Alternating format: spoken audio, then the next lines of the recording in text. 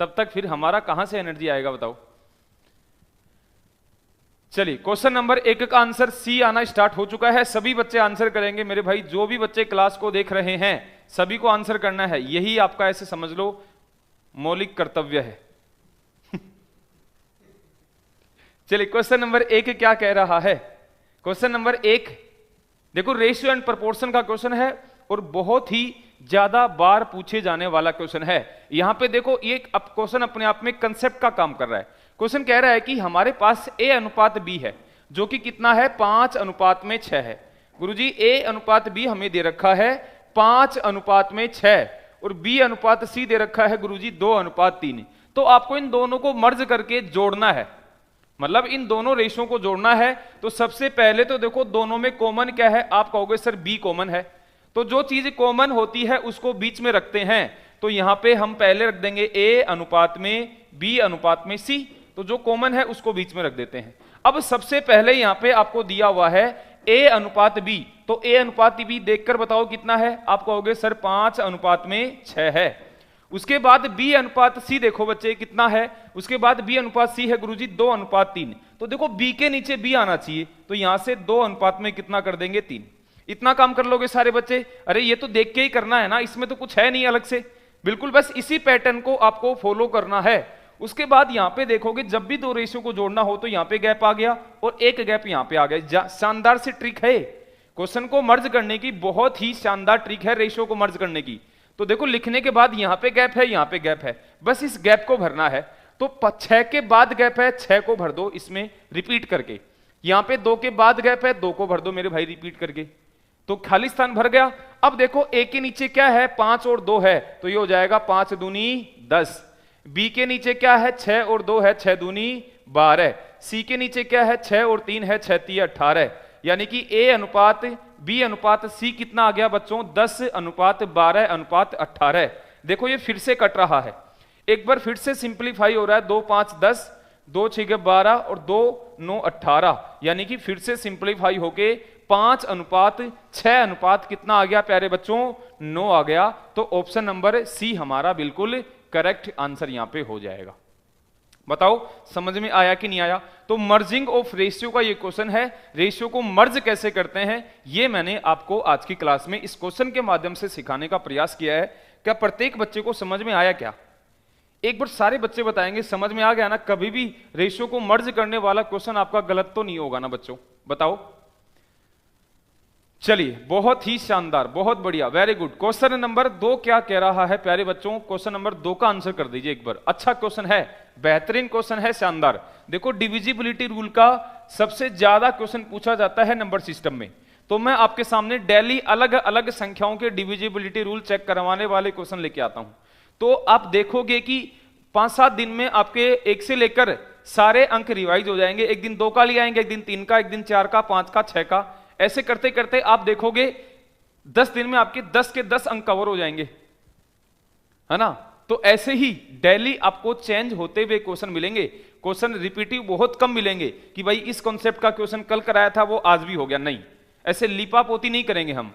Question आपको fresh मिलेंगे और डेली हर एक क्वेश्चन के माध्यम से आप हर एक कंसेप्ट सीखने वाले हो।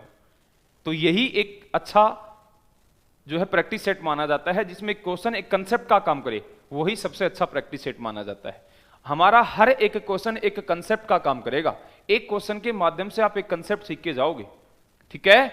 चलिए तो क्वेश्चन कह रहा है कि एक संख्या है गुरुजी 5 8 5 2 4 m, 5 8 5 2 4 m, इसमें 9 का भाग देना है, 9 का भाग जाता है मतलब। तो बताइए m का मान कितना होगा। तो 9 का भाग जाता है, इसका मतलब ये 9 के डिविजिबिलिटी रूल को फॉलो करेगा कि नहीं करेगा बच्चों, करेगा ना। तो 9 की भाजकता का नियम क्या कहता है कि किसी भी संख्या के अंकों के योग में अगर 9 का भाग जाता है ना तो उस संख्या में भी पूरा 9 का भाग जाएगा। तो आपको कुछ नहीं करना, बस दी गई संख्या है इसके अंकों का योग करना है। तो आप अंकों का योग करोगे, 8 और 5 13, 13 और 5 18, 18 और 2 20, 20 और 4 24। तो यहां पे अंकों का योग 24 हो गया। और m और लिखना है बच्चे, m का मान ऐसा मैं क्या रखूं कि 9 का भाग चला जाए। तो सर m का मान देखो 25 26 27, यानी कि m का मान अगर 3 हो जाए ना, 3 हो जाए तो देखो ये 27 बन जाएगा, और 27 में देखो 9 का भाग चला जाएगा, यानी कि m का मान कितना है 3। ऑप्शन नंबर सी आपका बिल्कुल राइट आंसर हो जाएगा। बताओ, तो ऐसे देखो 9 का डिविजिबिलिटी रूल अब भूलना नहीं है आपको। अगर नहीं आता तो लिख लो कि किसी भी संख्या के अंकों के योग में 9 का भाग जाता है तो उस पूरी संख्या में चाहे वो कितनी ही बड़ी हो उसमें हमेशा 9 का भाग जरूर जाएगा।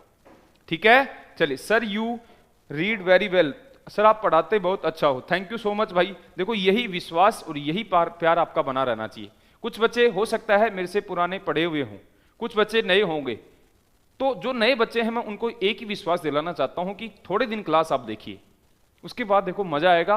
कंसेप्ट हो सकता है आपको थोड़ा सा अजीब लगे शुरुआत में, लेकिन ये विश्वास मैं आपको दिलाता हूं कि जैसे ही आप मेरे से 2-3 दिन पढ़ लोगे ना, फिर कनेक्ट हो जाओगे, फिर छूट ही नहीं पाओगे आप। तो ये थोड़ा सा विश्वास आप मेरे ऊपर रखिए कि मैं आपको हर एक चीज समझा दूंगा और हर एक क्वेश्चन का बहुत ही बेहतरीन एक्सप्लेनेशन दूंगा। लेकिन आपको जो है उसके लिए थोड़ा सा जुड़ना पड़ेगा, मेरे साथ बने रहना पड़ेगा। बच्चे विश्वास करके एक बार क्लास को पूरा देखिएगा, जो भी बच्चे नए आए हैं आपका विश्वास कभी टूटेगा नहीं और बहुत कुछ सीख के जाओगे आप।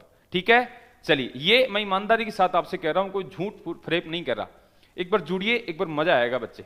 एक बार पूरी क्लास देखिए आप, 2 से 3 दिन लगातार क्लास को देखिए, मजा आ जाएगा आपको।